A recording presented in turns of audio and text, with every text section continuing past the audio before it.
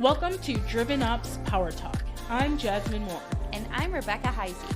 We're two work besties who have spent over a decade learning the ins and outs of sales and marketing.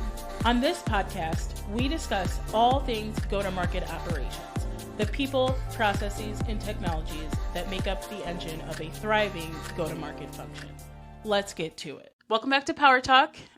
This is our last episode of season 2. We made it. It's crazy. I know. I'm so excited to kick it off. Today, I want to talk about something that has happened recently to me. So I was working on a HubSpot transformation project with a client, and I was working with their web developers to implement a bunch of forms. Mm-hmm.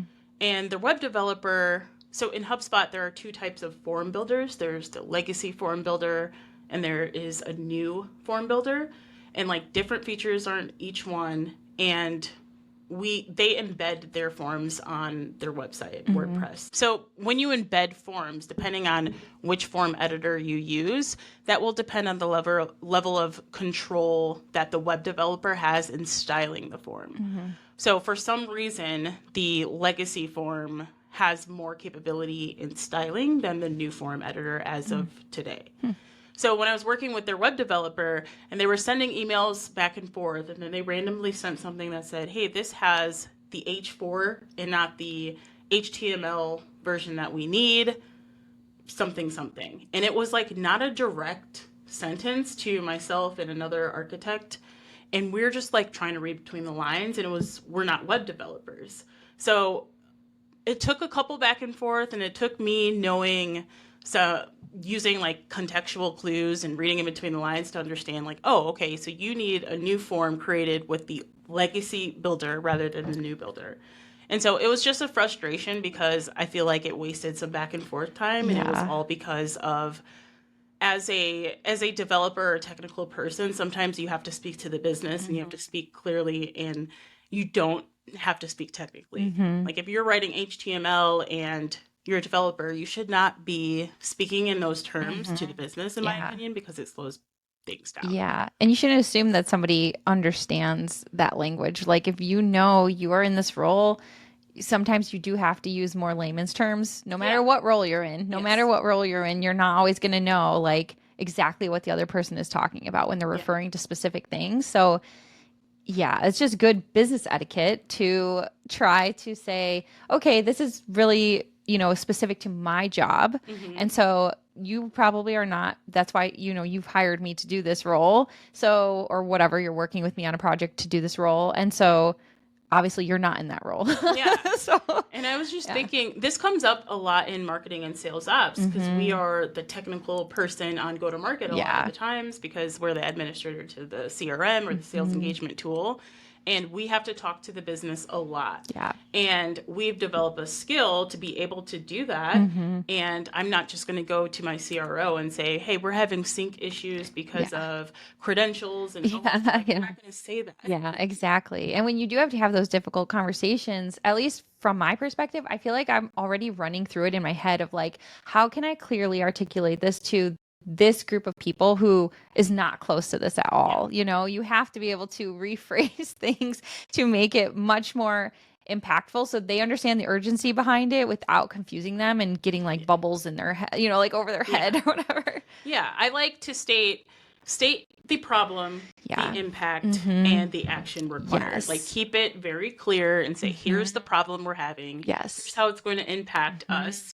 And this is how we fix it. Yeah. Just speak in layman's term, business terms. We don't need technical jargon. Yeah. And it's really interesting because, I've had instances exactly, even with general like fields in Salesforce versus fields in other platforms that don't have the same naming convention, but they're the same field because mm-hmm. you're just mapping, like a phone field could be called like company headquarter phone or something, but then in another platform it could just be phone one. You know what I mean? Yeah. So we want to go through 3 lessons that we've learned in our careers as technical people working within go-to-market functions and having to build up that muscle and talking to the business. Mm-hmm. Yeah. So the first thing you should do is always understand the business process. You may be managing the system, but understand the processes that this system is supporting mm-hmm. so that when you're asked for an enhancement or you're asked to build something out or troubleshoot something, don't just go and do it technically. Mm-hmm. First ask, okay, what business outcome is this process for? Yes. What are we trying to achieve here? Mm-hmm. What is this not allowing us to do? Like, ask questions that are related to the business. So Yes. then you can build the technology to support that. Yes, you have to understand the why behind what is happening, but you also are the person then who needs to be able to say, like, this is what your goal is, but like, is this going to impact anybody else? You have to be able to kind of be that mediator in between your departments, because you know you handle that tool and maybe this is one department that just wants some change. But yeah, you definitely have to understand, like, what is that end goal they're trying to get to. Yep. So know the business process, 1. 2, understand the why behind any technical or development asks. Mm-hmm. The third lesson is communicate simply and clearly. Mm-hmm. And this goes back to my experience with a web developer. Just understand, if you're trying to communicate something to an end user or a stakeholder, you have to avoid technical jargon. Mm-hmm. It's just going to cause frustration. It's going to take a lot of back and forth, and Yeah. you're going to waste time and you're not going to be able to execute. Yeah. And I think the great thing is that we have so much access to AI, right? Like you have Gemini, you have ChatGPT, whatever you use, that's your favorite one, is a really great place to go to say, how can I explain this in layman's terms, or to an executive team, or to like a sales management team or a marketing team? Like, how can I explain this in these kinds of group settings that will be the clearest to them? And those kind of platforms can also help you reword things that maybe you just can't think of, but break it down a little bit simpler for those groups. Yeah. And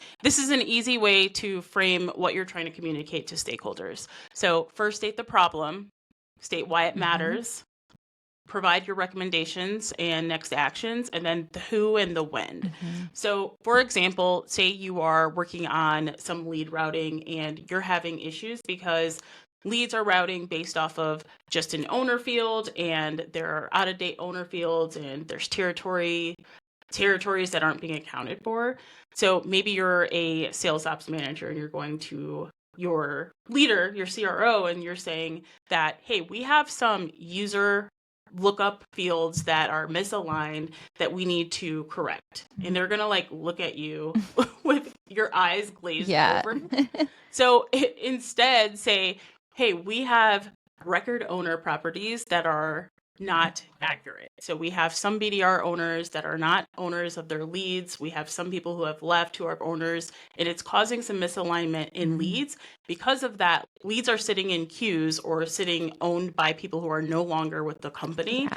And it's taking us a while to find and correct that. And we have leads that are not being managed. Yes, exactly. That they can understand. And then give a recommendation. Because of this, we need to reassign all of these leads, and we need to do a new mapping of BDR to lead territory so that we can understand what rules need to be in place so that we can mitigate this issue. Yeah. And then give them who needs to do this. So I'll do the mapping, and I will give this to our, say you have an admin, I'll give this to our admin to reassign, and I will let the users know that it's happening, and I'll do this next week. Yeah.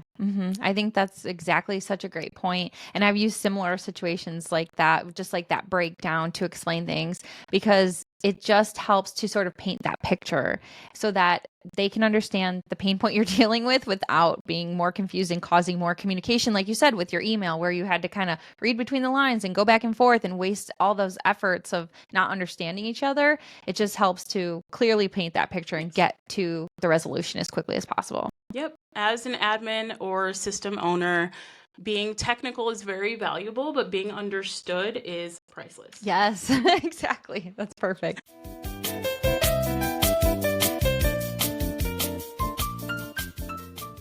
It's time for coffee talk. Coffee talk. All right, this coffee talk is a little bit different today because it is our season 2 finale. We have an exciting announcement. So starting season 3, I will be taking our mission forward without Becca. Yeah, unfortunately. Unfortunately, but good things are happening for Becca and me, so we're excited for our next chapter. Yes. I'm excited where this podcast will go. Becca, this has been amazing. Yeah. And an awesome partner in Thanks. this journey. Like, I Thanks. can't believe we've got through 2 seasons already. Yeah. It's been so much fun. Thank you for doing this. Yes, it's been so much fun. And hey, I mean, I might still do some cameos here and Yeah, of there, course. but yeah, it's been such a fun time. And we hope that all the information we've done together has provided, useful tips and information for everybody who's listened. So it's been a good time. This won't be the last time you see or hear from Becca. I'm excited to have you on as a cameo guest every once in a while. Thanks. All right. Well, that wraps up our season 2 of Power Talk. Thank you for all of our listeners. Thank you for our YouTube watchers. I'm excited for season 3. Good things are coming. Yeah. See you next time. Be sure to like, subscribe, and follow us on all social media platforms. Keep up with us and all of our hot takes on all things go-to-market operations. See you next time.